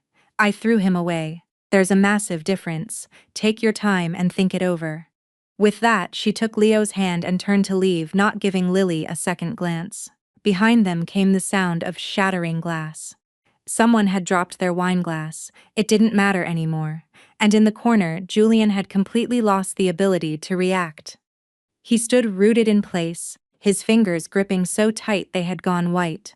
That face, which had once beamed with pride on the covers of business magazines, now held only a hollow, deathly pallor.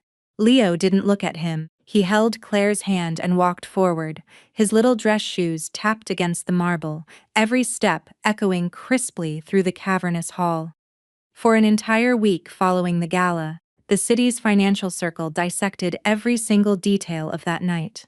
Although the video was blurred, the trending meshed number 3-year-old prodigy roast tech execs hit over 300 million views on X. Julian locked himself in his study and watched that video countless times. Every time he watched it, it felt like someone was dragging a dull saw back and forth across his chest. Every look, every word from the little boy on the screen felt like flesh being carved directly from his heart. He looked so much like him, the brow, the nose, the curve of the lips. He was practically a miniature clone, but his last name was Sterling. He didn't call him Dad. He called him Mr. Lily had been unusually quiet these past few days. She locked herself in the guest room, her phone on Do Not Disturb, keeping the curtains drawn. It wasn't that she didn't want to throw a tantrum, she didn't dare. At the gala, she finally understood one absolute truth. In front of Claire Sterling, she was less than nothing. Her sweetheart halo was thinner than paper against billions of dollars. But her hatred hadn't diminished one bit. She scoured the internet like a mad woman, searching for information on Claire and Leo Sterling. From social media to financial reports to anonymous gossip forums, she wanted to find Claire's weak spot. She needed a knife to stab back with, and then she found it. In an anonymous thread on a gossip forum, someone mentioned that the father section on Leo Sterling's birth certificate was blank. Someone replied to the thread saying that to prove the child was Julian's, a DNA paternity test was needed. Lily's eyes lit up. She remembered something. Years ago, on the sofa in the Vance family estate, she had found a strand of hair. Claire's hair was very long, and this one still had the follicle attached. She had casually tucked it into the lining of her phone case. She had told herself she was keeping it as a memento, just a whim at the time. She never expected it to become the most vicious weapon in her arsenal. As long as she got that kid's DNA sample and compared it to Julian's, she could prove he was a Vance. Then she would throw the report in Claire's face. You claimed to be so independent, you claimed the child takes your name, but in the end, didn't you just steal a Vance seed? The more she thought about it, the more excited she got. She spent a whole day finding a black market DNA testing agency online, agreed on a price, and mailed the hair. They told her once the sample arrived, results would take 3 to 5 business days. Clutching her phone case, she felt like she held the ultimate weapon. A few days later, in an attempt to salvage their collapsing reputation, Vance Innovations partnered with several investment banks to host a brand rebuilding press conference.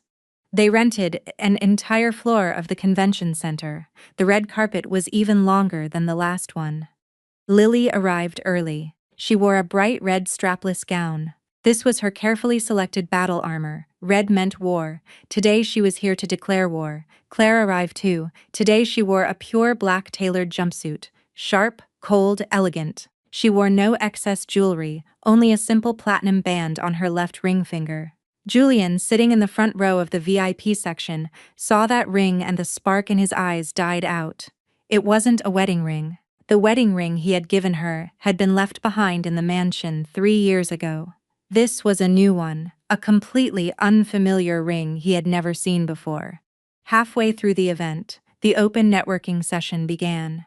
Claire was standing by the catering tables, chatting with industry representatives when a shrill female voice suddenly exploded behind her. Claire Sterling Lilly, teetering on 4 in stilettos, charged out of the crowd. She held a manila envelope high in the air. The expression on her face bordered on manic elation. Her eyeliner was drawn thick, looking under the lights like 2 jagged wounds across her face. "Didn't you say your son's last name is Sterling? Everyone, look at this." She ripped the envelope open, pulling out several sheets of paper that fluttered in the air before she gripped them tight. Her voice was shrill, shrieking at the entire room of guests. "I am holding a DNA paternity report. This bitch's son is not a Sterling." She pointed at Leo, then turned and pointed at Claire. "This child is yours and Julian's. You hid the Vance bloodline and kept it from him. You vicious woman." The room erupted into an uproar. Leo was sitting quietly on a sofa holding a small plate of macarons. He looked up at Lily. His eyes were calm in a way that didn't belong to a 3-year-old child. He waited for 3 full seconds, waiting for her shrieking to completely die down. Then he spoke. His voice wasn't loud, but it carried across the entire exhibition hall. "So what?" The smile on Lily's face froze instantly. Leo placed the macaron back on the plate, picked up a napkin and wiped his fingers. He stood up. He tugged at the hem of his little suit jacket, standing like a student answering a teacher in class, speaking with perfect enunciation. "I am a Sterling. I took my mommy's last name. I was born in Zurich and I hold a Swiss passport. Is there a problem?" He tilted his head and added, "Lady, using a DNA report to prove something the entire world already knows. Your IQ is making the macarons cry." The crowd's attention shifted entirely between Lily and Leo. No one noticed the old man who had been sitting silently in the corner of the lounge area suddenly bring his cane down hard against the floor. "Enough." Robert Vance stood up. His movements were slow, but every motion carried an unquestionable commanding authority. He walked over to Lily, pulled a document from his breast pocket, and slapped it directly onto the coffee table next to her. "Miss Brooks." His voice was old but steady as a drumbeat. "This report in your hand.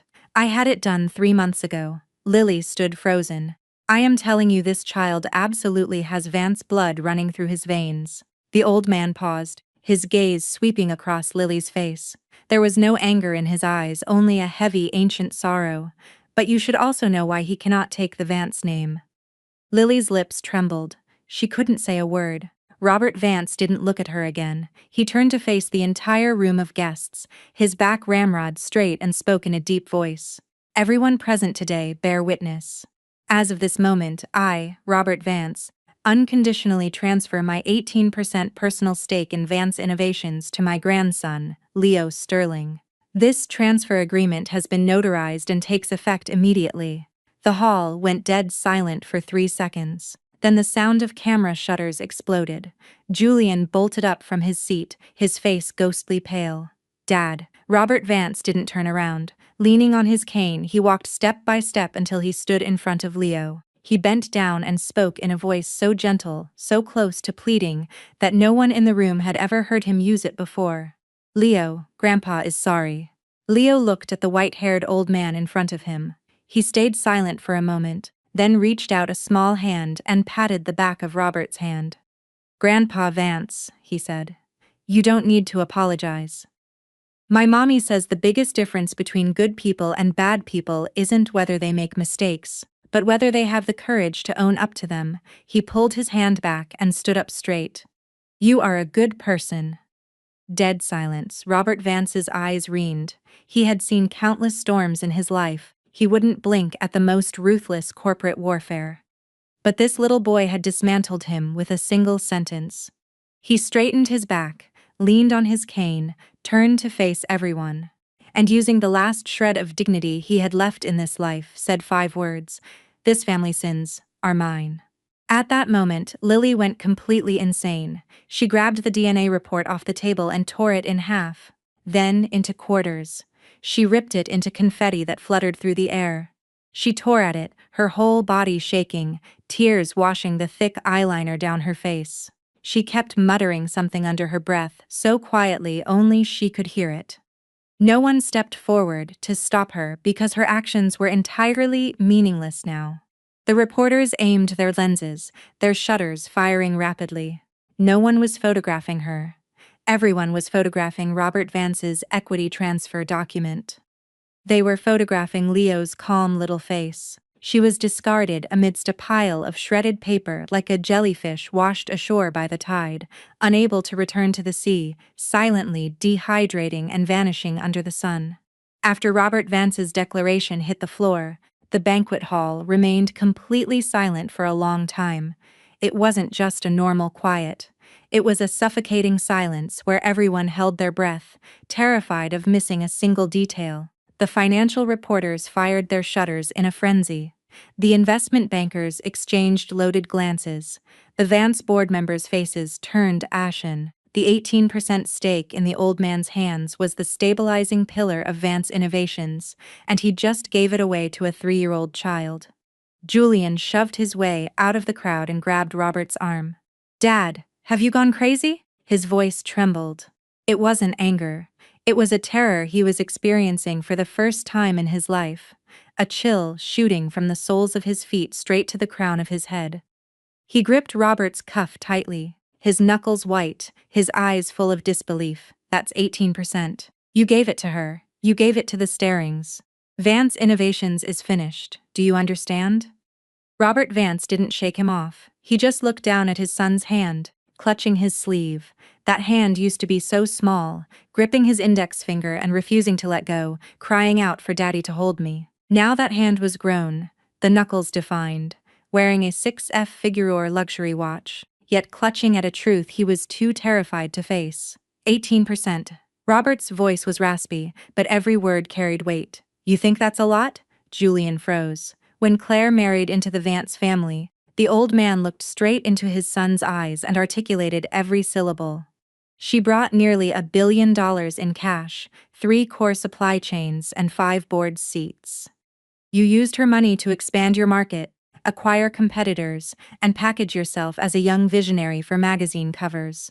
In 3 years, you burned through more than $2 billion of her money."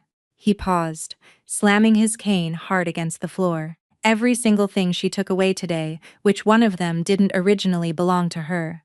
Julian's grip loosened, but "She set a trap, she set me up." A layer of mist finally covered Robert's aged eyes. "Did she hire someone to kidnap you to Paris? Did she force you to sleep with Lily Brooks? Did she smash your phone so you couldn't receive company calls?" The old man took a deep breath, his voice finally fracturing, not breaking. It was like an old house that had stayed silent for too long, finally unable to hold back a creak. "Julian, she was married to you for 3 years. How many times did you go with her to visit her family? Do you even remember her birthday? Do you remember if she was carrying a boy or a girl? Do you remember her due date? When she called you and told you her stomach hurt, what did you say?" Julian's face was as white as paper. "You said, 'Stop being dramatic.'" Robert answered for him. "She told Martha the pain was so bad she couldn't stand up. You didn't answer her calls. She fell on the stairs. You weren't there. If Martha hadn't found her, she would have died in that mansion.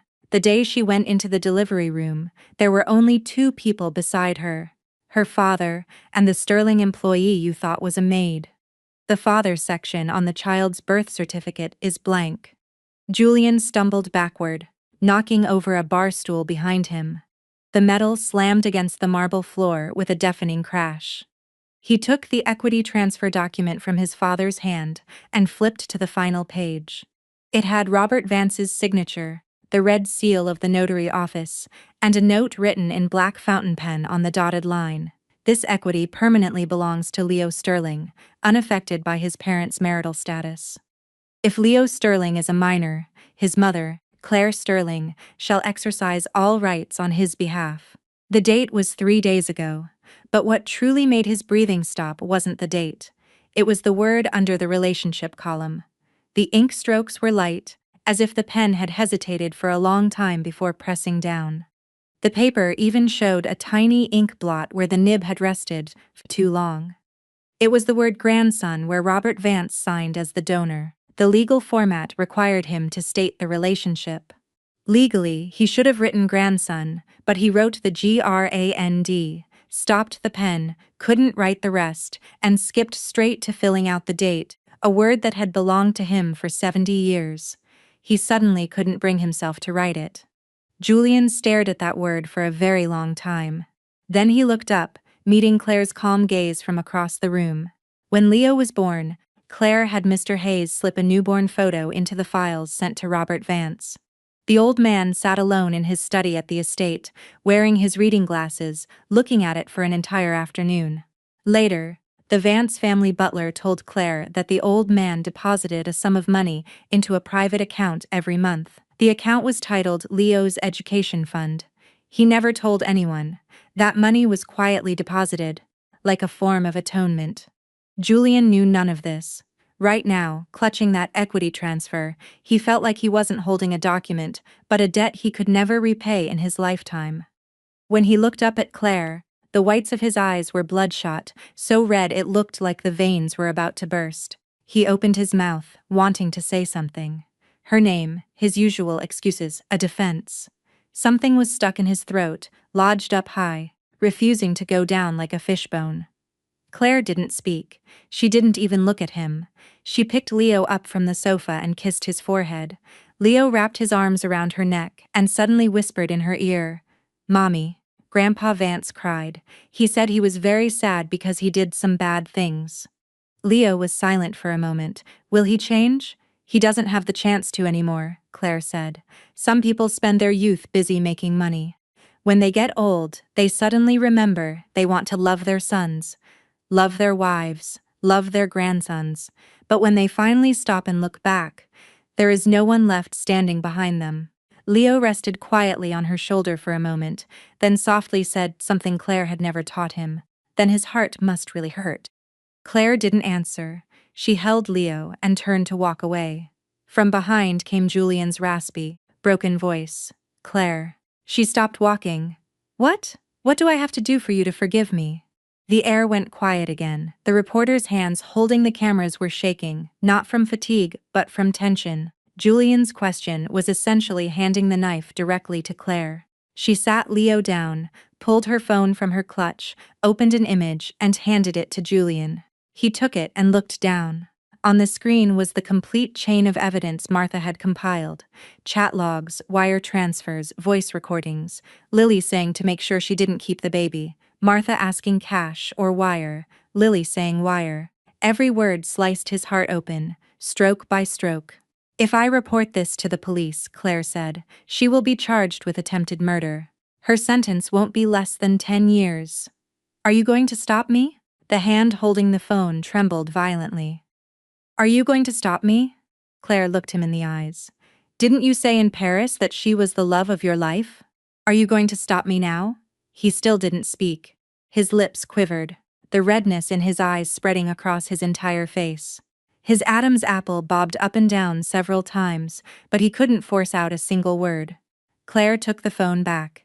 "Julian," she looked into his eyes. "You think this is the only evidence?" He didn't understand. She pulled the signed equity transfer document out of his hand, flipped to the last page, and folded the corner. "Your father could give this equity to Leo because 3 years ago at that board meeting he voted for me." Julian's pupils contracted violently. "Did you really not know who cast the deciding vote for your dismissal? Do you think Sterling Capital had enough votes on its own without a crucial third party?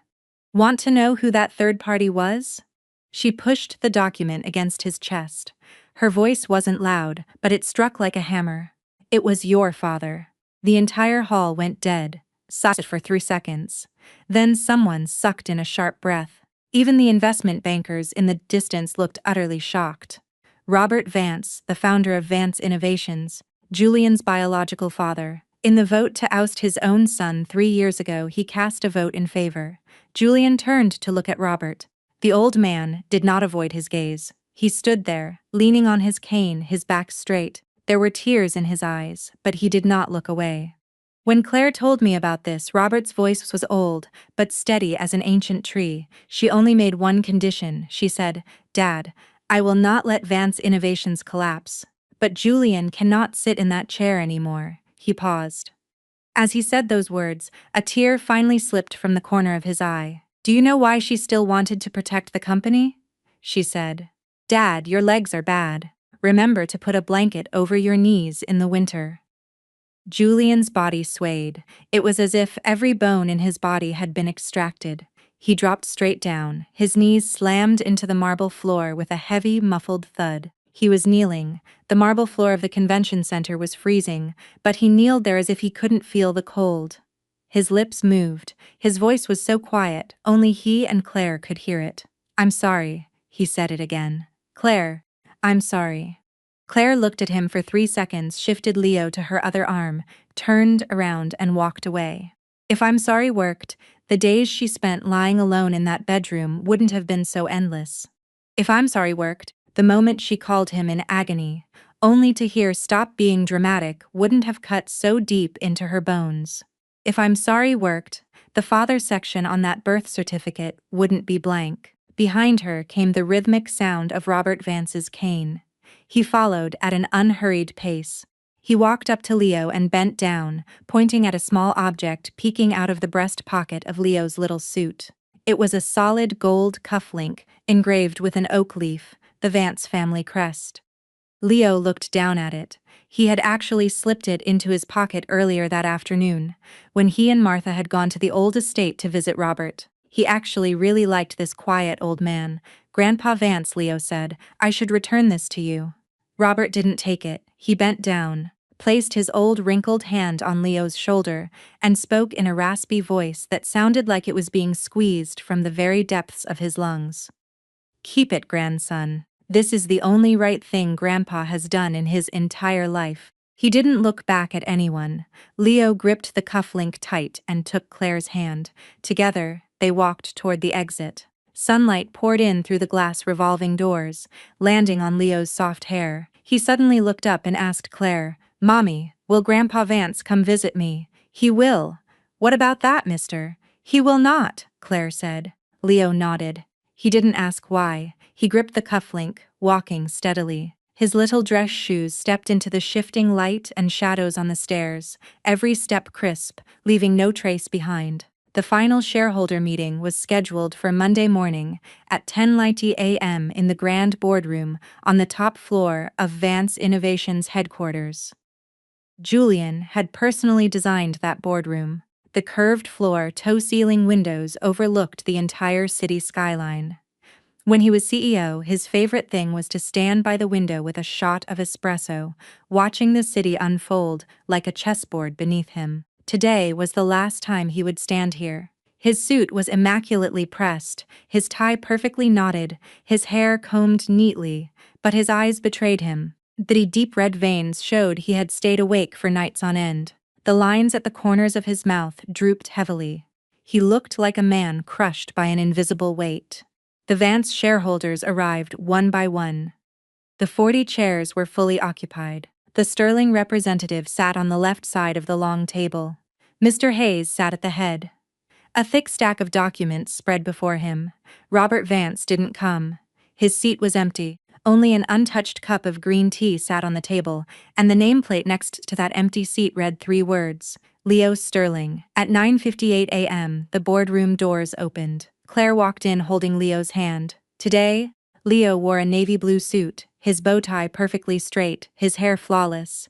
He held a folder in his arms. It wasn't a toy, it was a real folder containing a timeline. And he had compiled himself of Vance Innovations' core strategic failures over the past 3 years.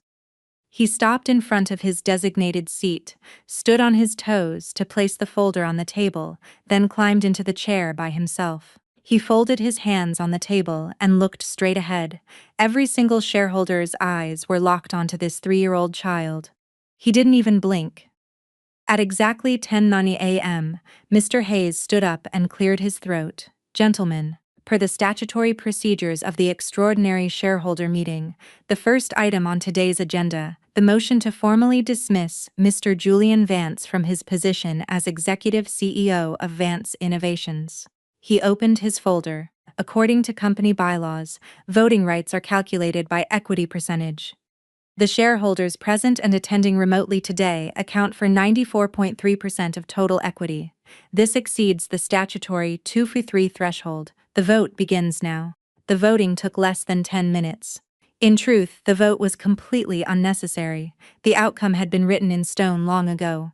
Sterling Capital held 36.8%, plus the 18% Robert Vance had transferred to Leo, exercised by Claire. Plus, the minor shareholders Sterling had quietly bought out over the past 3 years. The total far exceeded the majority, but protocol had to be followed. Mr. Hayes took the tally sheet from the secretary, glanced at it, and looked up his voice level. Votes in favor of dismissal 7.2%, votes opposed 18.3%, abstentions 10.5%. The motion passes by majority vote. He closed the folder. Mr. Vance, as of this moment, you are no longer the executive CEO of Vance Innovations. There was no applause in the room, no whispered discussions, only the squeak of leather chairs and the rustle of turning pages. Julian sat at the far end of the long table, both hands flat on the surface, his knuckles white. He showed no reaction. 10 full seconds passed. Then he stood up, his chair screeched harshly against the floor. Everyone waited for him to speak or storm out. He did neither. He walked around the table step by step, stopping in front of Claire. And then, in front of nearly 40 shareholders, he dropped straight to his knees. His knees struck the marble floor with a heavy, sickening thud. Everyone froze. The shareholders stared at each other. The secretary covered her mouth and took a step back. Even Mr. Hayes did something rare. He stopped writing. Julian knelt there, looking up at Claire. His eyes were so red they looked ready to bleed. His lips trembled for a long time before he squeezed out a sentence. Claire, I'm sorry. For the past 3 years, I'm sorry. Give the child back to me, please. Give Leo back to me. I'll do anything you want. Claire looked down at him. 3 years ago, lying in the delivery room, she had imagined this exact scene countless times. She imagined him realizing his mistakes, imagined him kneeling in front of her, begging for forgiveness, imagined him holding the baby, promising to be a good father. Back then, she relied on those fantasies to survive the darkest days of her postpartum recovery. Now the fantasy had come true. He was kneeling in front of her, saying exactly what she had wanted to hear back then, word for word, but she felt absolutely no joy. It wasn't numbness. She truly genuinely did not care anymore. It was like pulling an old shirt out of the closet that you wore 10 years ago, and someone asking if you still want it. You look at the shirt. You know it used to belong to you, but you have grown into a completely different size. Get up. I won't. His voice shook. If you don't forgive me, I won't get up. Claire looked at him for a few seconds, then turned to look at Leo. Leo had been sitting quietly in his chair the entire time watching this play out. He had seen a lot of big scenes, but a grown man kneeling in front of his mother was a first. His expression wasn't fearful, it wasn't smug. It was a quiet, evaluative gaze that transcended his age. Lo, do you have anything you want to say? Leo slid off his chair and walked over to Julian. One large face, one small face, less than 3 feet apart, looking at each other. Julian looked at him, the red in his eyes spreading further. This little face looked so much like his own, the eyebrows, the nose, the curve of the lips. It was as if God had deliberately cloned a Morta version of him, purely to remind him of exactly what he had lost. Leo. His voice was sore, it was barely a whisper. I am your dad. Leo didn't answer. He stayed silent for a very long time. For an adult, a few seconds is nothing. But for a 3-year-old child, it was a long suspended moment that required every ounce of courage he possessed to maintain. Then he turned around, putting his back to Julian. He reached into his pocket and pulled out the cufflink Robert Vance had left him. He held it in his palm and looked at it for a moment. My mommy says my last name is Sterling.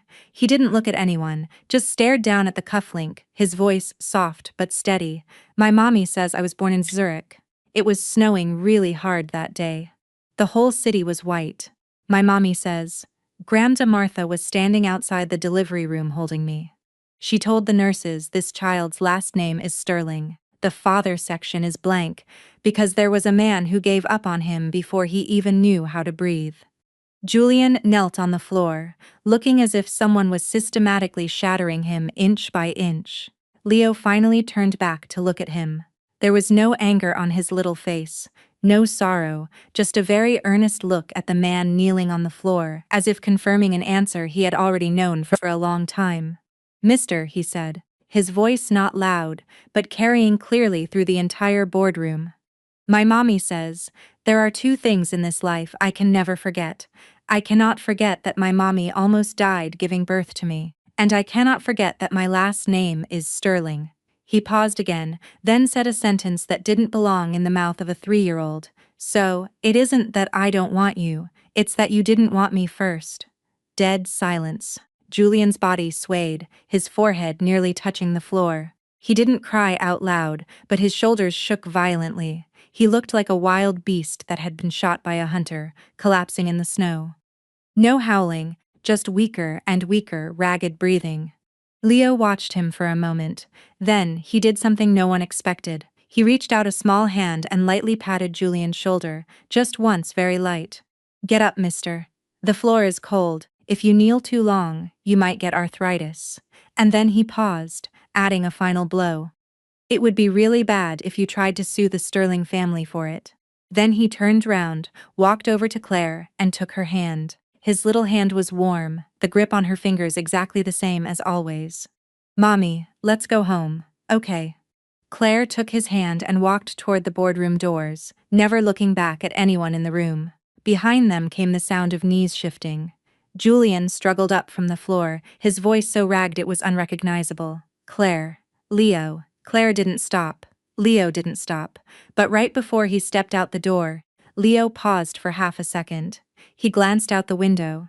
The floor, toe-ceiling windows on the 27th floor offered a view that stretched forever.